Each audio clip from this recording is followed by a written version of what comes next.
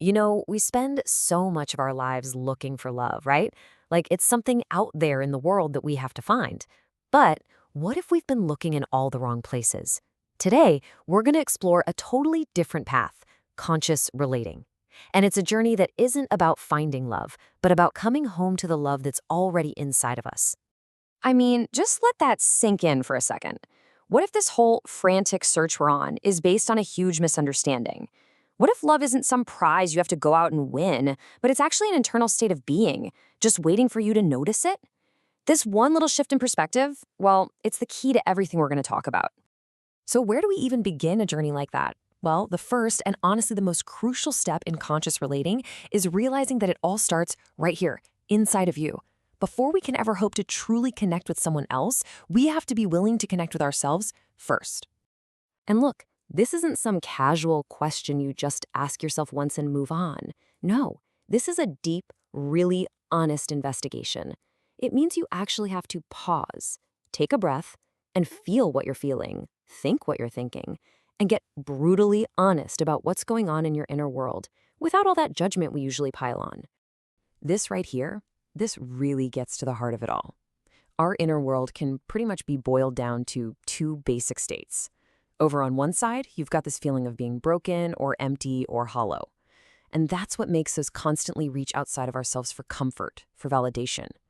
But then on the other side, there's this feeling of being complete, just content, relaxed, and present.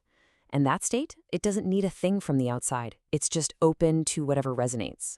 So these two inner states, feeling broken versus feeling complete, well, they lead to two totally different ways of connecting with the world, and especially with other people.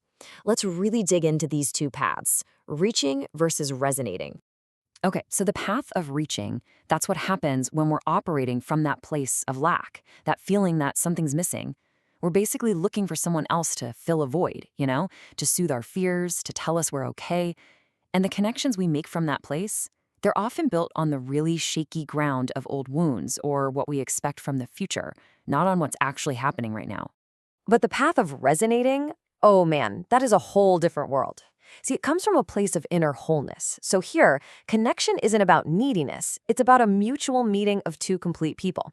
It's all about being present, just celebrating life as it unfolds, totally free from the heavy weight of the past or the pressures of the future. And this whole distinction between reaching and resonating, well, it brings us to maybe the most important point of this entire explainer. The truth is, relationship isn't really about finding the right person. It's an inner game. I mean, this quote just says it all, doesn't it? The entire journey of love and connection. It becomes a path of self-realization. The goal isn't to find a partner who completes you. The goal is to come home to the completeness that's already inside you.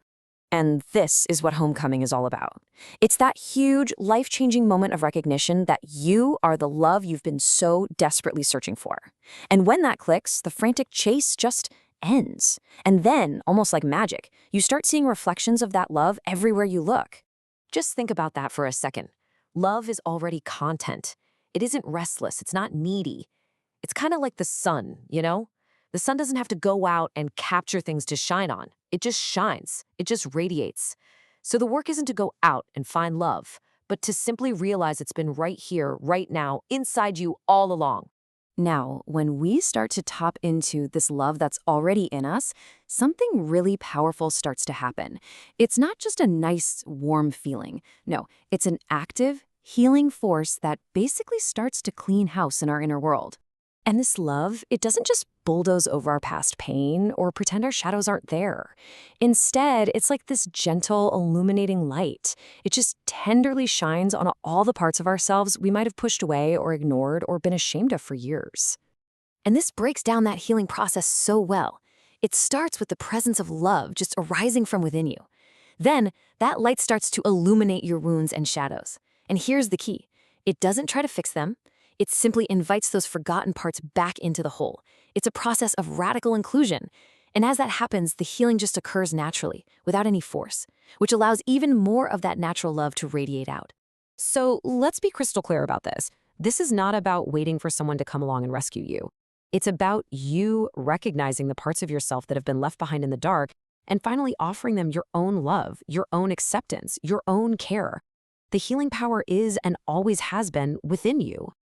So, what's the ultimate results of this whole inner game, this journey of homecoming and healing yourself? Well, it leads to the most beautiful outcome of all, a truly, genuinely open heart. You see, as we start to bring those lost parts of ourselves back home, that constant nagging feeling of being separate and needy and alone, it just starts to dissolve. It's kind of like realizing you're not just one little wave, but you're actually part of the entire ocean.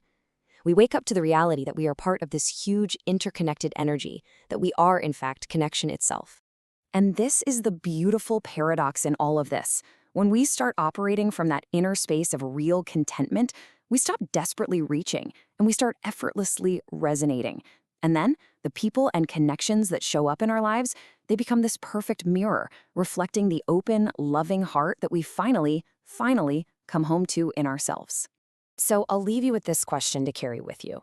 As that inner love shines its light, what parts of you, what forgotten shadows or old wounds are quietly waiting to be welcomed home? What has been left behind, just waiting for your love?